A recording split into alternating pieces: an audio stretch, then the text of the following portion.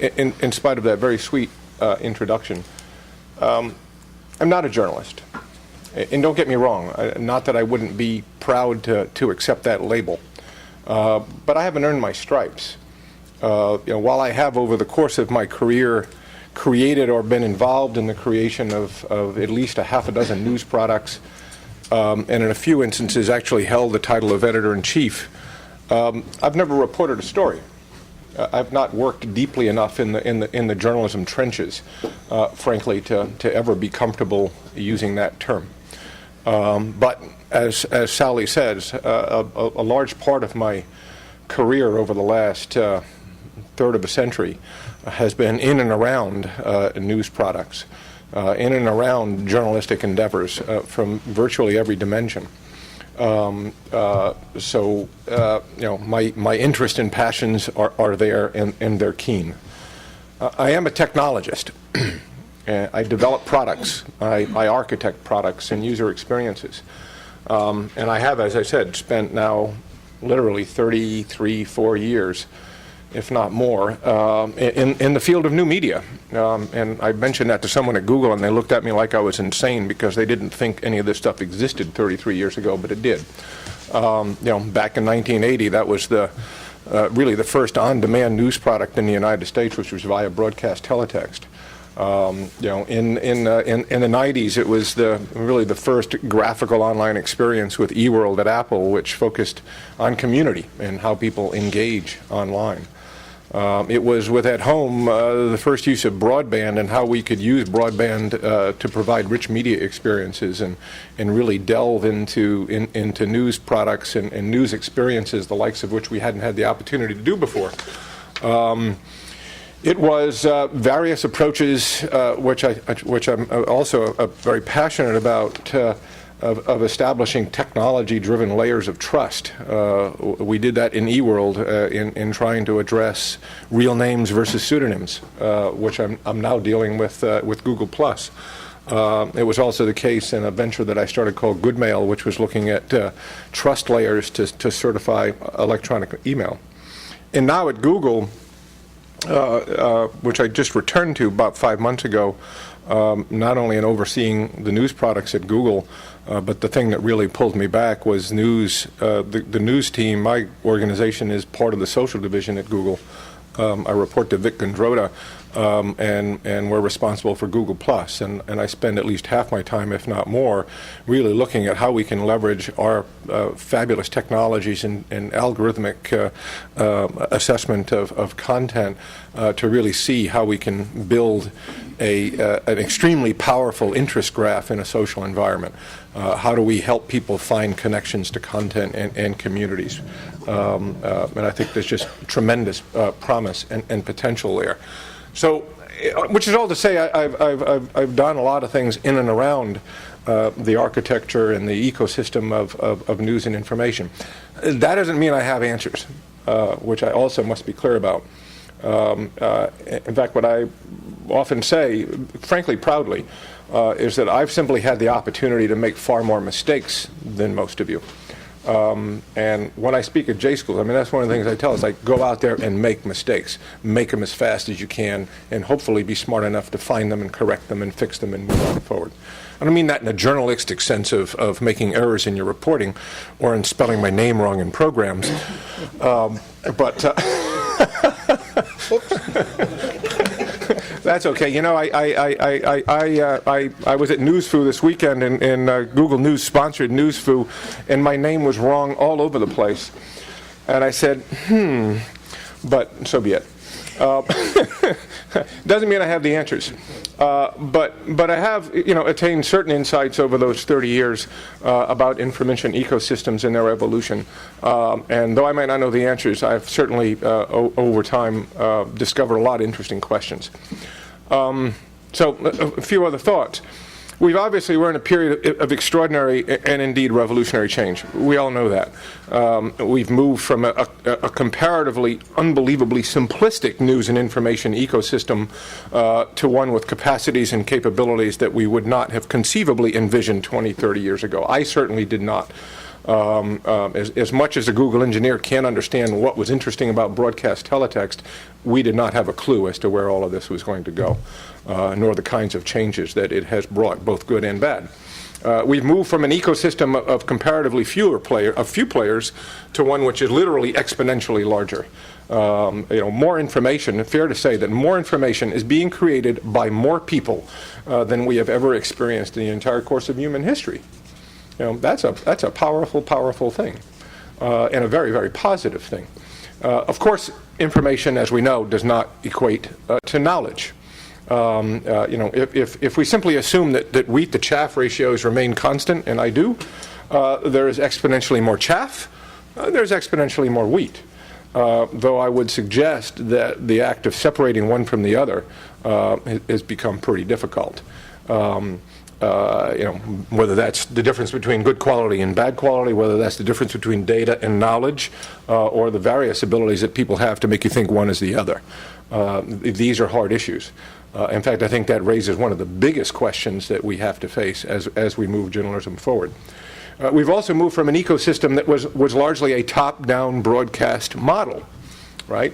We were the priests of information, and everyone else listened and absorbed, to one where now everyone can participate. That doesn't mean everyone gets heard, but they're all there. And the interesting there, too, is that many consumers of media don't know the difference and have a hard time detecting the difference. And as we see when we look at the consumer studies, we in the journalistic community don't actually start out with an advantage there.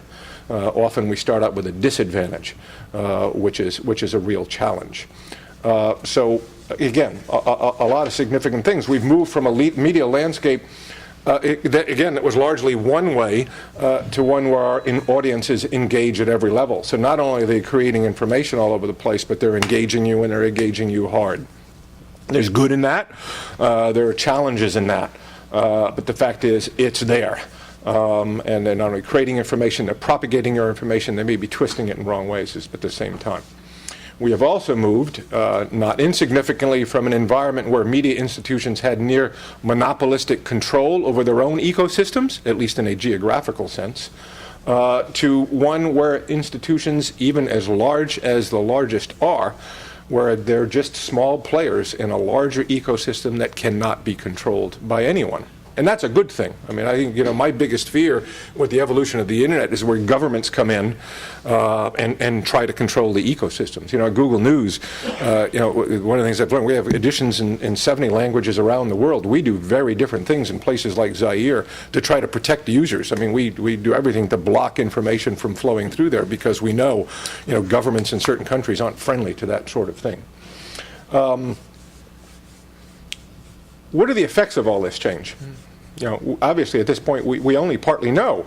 While many of us, including me, probably especially me, believe with tremendous fervor that the future of journalism will be better than its past, that doesn't mean that it's easy getting there. Because we also know, at least looking at the environment today, you can't assume that the future will be this civil nirvana of civic knowledge and wisdom. Frankly, at the moment, anything but. That's a huge challenge. And we also know that the transition of one to the other will not be without great pain or tremendous challenge. And God knows, I don't have to say this to anyone in this room. You know it far better than I do. I'm amazingly privileged to be sitting in the chair that I sit in today.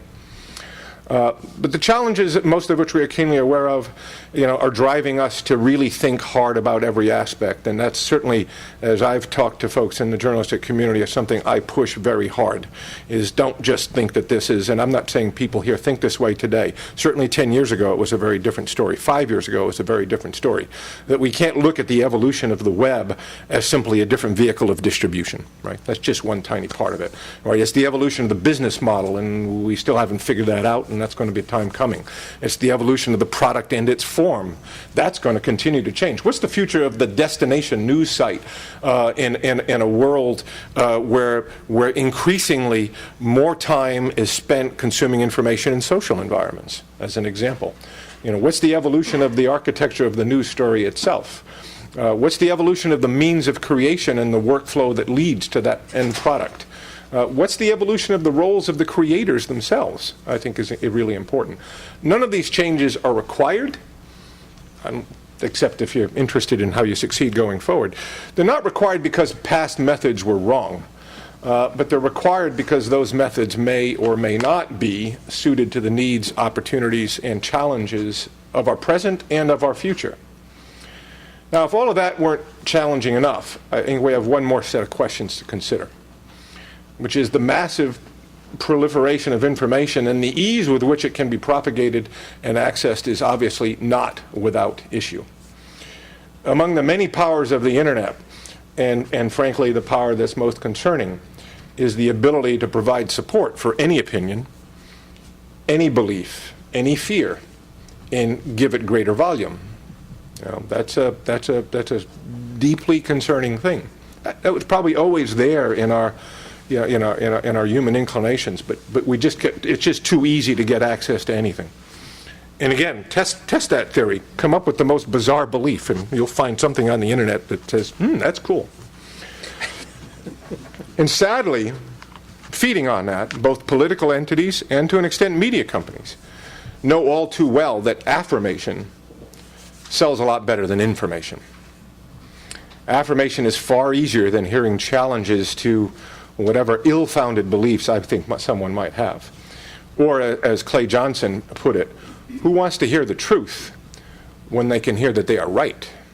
Right? A challenge, a big challenge. So how should journalism evolve to address a media ecosystem, an ecosystem that can affirm any belief? What does this say about the mission of journalism?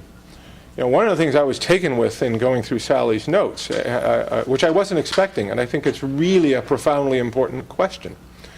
Do news organizations need to expand their missions beyond simply telling the truth to missions that recognize that an informed populace also requires not only media literacy, but cognitive reasoning?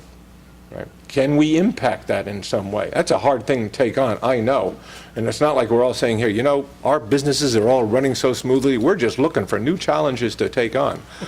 But in the end, if the role of a journalist is in a sense to provide knowledge and insight, then it's also in our interest to try to create environments and contexts where that knowledge and insight can be heard. So what does that say? What does that say about the role of the journalist in conveying not only facts but insight? What does that mean to how journalists engage with their audiences? You know, I'm much more on the side of engage with the audiences in all manner or form. This is no longer, this is a dialogue, and it has to be a dialogue, and yes, it's hard, and yes, it's painful, and yes, people say things you don't want to hear. All of us have experienced that, but you've got to go there. And next, what are the ethics that guide the behaviors of those who practice that profession, given the very different world we live in? And again, this is not to suggest that the mission or the ethics must change, but they need to be reconsidered. And as necessary, be modified, be appended, or affirmed, right? Certain core principles stay the same. We may indeed conclude, as I expect we will, that most of those principles do indeed remain the same, but that fresh reconsideration, the likes of which we're addressing today, and the likes of which I hope continues far beyond today, but that fresh consideration is at the least a healthy and at this point in time, in my view, a crucially important intellectual process that we take ourselves through, and probably one that continues ongoing forward. Another thing that has occurred to me, particularly of late, is what do these changes say about the focus of journalistic institutions in themselves? Again, how do we respond to an environment where there is literally too much news? Right? I mean, someone pointed out several months ago, which is obvious when you hear it, but not necessarily obvious before that, which is, you know, the problem with the economics of journalism is there's simply too much of it. And I think that's actually a very, very accurate point. So what does that say? Does that suggest that what should professional journalistic institutions continue to devote resources? And again, I'm just putting this out as an intellectual question. I don't even have a view. Should they continue to devote resources to the near valueless documentation of trivia? What is the state of Lindsay Lohan's psychosis?